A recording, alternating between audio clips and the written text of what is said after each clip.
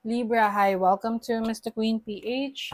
At ito ang inyong energy update for September 1 to 15, 2024. If you are interested in private readings, meron tayong link sa description at sa pinned comment. Paka-check nyo na lang information kung paano mag-book for a private reading. Okay, let's see the energy update for you, Libra. First half ng September. Second house, resources. Wow. So second house is about your finances, your money, your material possessions. So maaring yan yung main focus ninyo ngayong first half ng September. To grow your finances or may mga asikasuhan kayong properties. Yung iba naman sa inyo, pwedeng kayo ay merong i-discover pa na inyong talento, kakayanan. You have series, nurture. Meron kayong mga asikasuhin talaga, alagaan. Yung iba, pwedeng meron kayong parang meron kayong na-hit na target pagdating sa pagpupundar ng ari-arian. You have tension. Meron ditong conflict with someone. Pwedeng merong pag-aaway rin or misunderstanding pagdating sa material possessions. Yung iba lang naman, pwedeng may mga agawan ng lupa, agawan ng ari-arian. Kung para kanino ba yun? Sino ba yung karapat dapat na mag-alaga nun? Okay, overall energy, Page of Cups, very creative kayo. Marami kayong mga gusto pang i-explore, i-pursue sa buhay. Some of you are feeling good about yourself. Maaring meron kayong bagong libangan. Ngayong first half ng September na talaga nag-e-enjoy kayo. Tapos parang pakiramdam nyo, nawawala yung problema nyo pag ginagawa nyo yun. Or pwedeng iba, painting or anything related to arts, music. You are also exploring your talents, your skills, your abilities. So yung iba, pwedeng yan yung magiging source of income ninyo. Or currently, source of income nyo na, yung inyong talento, yung skill set ninyo. Your challenge is the Tower. I think meron kang i-let go or i-release that is no longer serving your highest good. Na parang hindi mo na siya i-allow na sa buhay mo, na mag-exist sa buhay mo. This can be someone na medyo toxic sa buhay mo, no? Na tipong yung parang pinipigilan yung pag-unlad mo. Minsan kasi may mga ganyan tao sa buhay natin whether kamag-anak mo yan, kapatid, kaibigan, karelasyon. Na kung mapapansin mo, no, lagi kang dinidiscourage sa mga gusto mong gawin. Na parang lagi na lang meron silang pangontra. Na hindi maganda sa'yo yan. Or hindi ka uunlad dyan. So, pay attention sa mga ganyang klaseng comment or advice ng ibang tao sa'yo. Kasi, maaring sinasabi lang nila yun sa'yo kasi ayaw nila na maging successful ka or ayaw nila na maangatan mo sila. So, your opportunity, Four of Pentacles. So, yung iba, meron talaga kayong opportunity na makuha na mana, no? Pwedeng yung iba sa inyo agawan ng lupa, agawan ng kayamanan. Oo, but ari-arian. But I feel like meron ka talagang makukuha na para sa'yo talaga at walang makakaagaw niyan sa'yo kasi protektado ka. Protektado ka ng mga papeles, protektado ka ng batas, alam mo yun. So, some of you naman, ang opportunity nyo is financial stability. Meron rin kayo opportunity na mas makapag-ipon. Oo. Your blessing, Queen of Wands. Yes. This is freedom. Okay? Whenever I see Queen of Wands, nakikita ko ang isang tao na walang makakapigil sa kanyang sa pagtupad niya sa pangarap niya. Oo. So, as a blessing, ikaw na nangarap, no? Kung ipagpapatuloy mo yan at hindi mo hayaan na maapektuhan ka or ma-discourage ka ng ibang tao, magiging successful ka.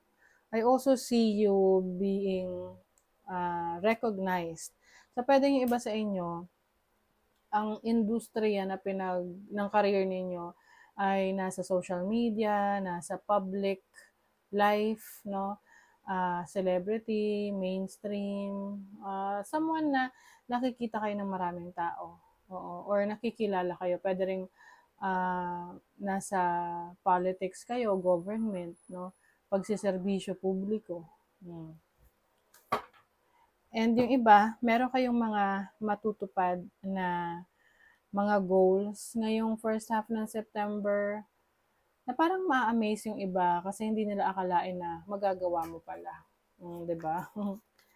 Kasi yung iba, it's either paniwalaan mo yung kanilang discouragement, no? O gamitin mo yung inspirasyon para patunayan na nagkakamali sila sa pangda-down sa'yo or nagkakamali sila sa kanilang perception sa'yo, pagtingin sa'yo. Diba? So, tinan natin yung money, career, finances, money, career, kaperahan, money, career, finances. The Hermit. You also have the Hierophant. Grabe, Libra, ang dami niyong natutunan or natututunan ngayon sa buhay pagdating sa trabaho, sa career ninyo. Meron kayong mentor na who's always been guiding you. Gina-guide ka. Oo, kung ano yung saan ka mas mapapabuti. You're being guided towards success. Let's see what else. The Fool. Ito yung, di ba nabanggit ko, may freedom.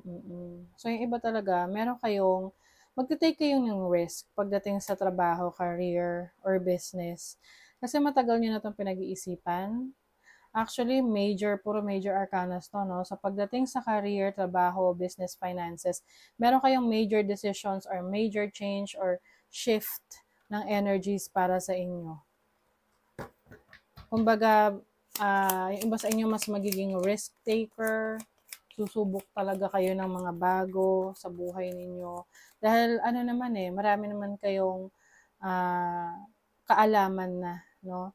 Hindi niyo naman 'to papasukin ng walang kaalam-alam. So, you know what you're doing. Sa love life, the Lovers, the Moon, Ace of Pentacles. Yung iba sa inyo, maaring may bagong member ng family, may baby. May baby na parating. Oo. So, para sa iba lang naman yan. Pwede ring, manganganak na, no? Or, recently lang nalaman nyo na may buntis sa family. Pwede ikaw, person mo. Just take whatever resonates. Or mabubuntis pa lang. So, kung kayo ay hindi pa kayo ready, be prepared. Be prepared. Kung hindi pa kayo ready, be prepared. Hindi pa kayo ready, be careful. Okay. Some of you naman, maaaring papasok kayo sa isang relationship. Kung kayo ay single, no? Papasok ka sa isang relationship na hindi mo alam kung ano yung totoong nararamdaman mo sa taong to. Di ba minsan ganon? Na parang may gusto yung person na yun sa'yo, nagpahayag siya ng kanyang interest, tapos okay naman siya.